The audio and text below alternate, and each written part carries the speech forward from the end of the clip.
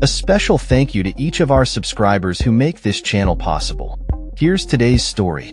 In a startling warning ahead of a highly anticipated summit between U.S. President Donald Trump and Russian President Vladimir Putin, Ukrainian President Volodymyr Zelensky has urged caution, stating that Putin cannot be trusted. The summit is set to take place in Alaska on August 15th, coinciding with the expiration of a ceasefire deadline issued by Trump to Russia. Zelensky's concerns stem from intelligence reports indicating that Russia is not preparing for peace, but rather repositioning troops for potential new offensives. He emphasized that Putin's intentions appear to be aimed at using the meeting as a means of showcasing a personal victory while continuing military aggression against Ukraine. Zelensky expressed his apprehension during a nightly address, stating, "There is not a single sign that the Russians have been told to prepare for a post-war situation. On the contrary, they are moving their troops and forces in ways that indicate they plan to launch new offensive operations. No one preparing for peace acts this way." The Ukrainian president's remarks come as his country finds itself sidelined from the upcoming talks, raising fears that any agreement reached could come at Ukraine's expense. The absence of Ukrainian representation at the summit has drawn criticism from both Zelensky and European officials, who argue that any decisions regarding Ukraine's future should not be made without its involvement. As tensions escalate, European leaders are advocating for Ukraine's inclusion in the discussions, with some suggesting that the U.S. may consider inviting Zelensky to participate. German Chancellor Friedrich Merz has also called for Trump to involve Zelensky and European leaders in an emergency call to address the situation, emphasizing the need for a united front against Russian aggression.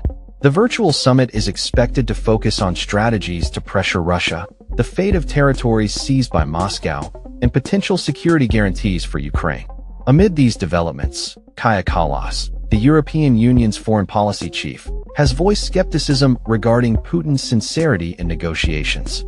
She described the Russian leader as just pretending to negotiate and suggested that the absence of Ukraine from the talks indicates a lack of genuine interest in achieving peace. Kallas asserted that any resolution would require the involvement of both Europe and Ukraine, stating, "Putin just wants to postpone the sanctions, and that's why he's playing this game." Trump's comments regarding the potential for territorial exchanges as part of a peace deal have raised further concerns. He hinted at the possibility of some swapping of land, while also insisting that the U.S. would strive to reclaim territory for Ukraine.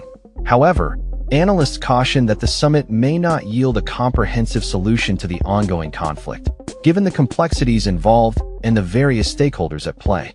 As the situation unfolds, the Kremlin has accused Britain of attempting to sabotage the peace talks, following comments from British opposition leader Sir Keir Starmer, who warned against trusting Putin. The Russian embassy in London criticized the British government for its remarks, asserting that such statements undermine efforts for a peaceful resolution. With the world closely watching the upcoming summit, the stakes are high for Ukraine. Zelensky's administration has already rejected the idea of territorial concessions, signaling a firm stance against any agreements perceived as unfavorable. The potential consequences of the talks could have far-reaching implications for Ukraine's sovereignty and territorial integrity, as well as the broader geopolitical landscape in the region.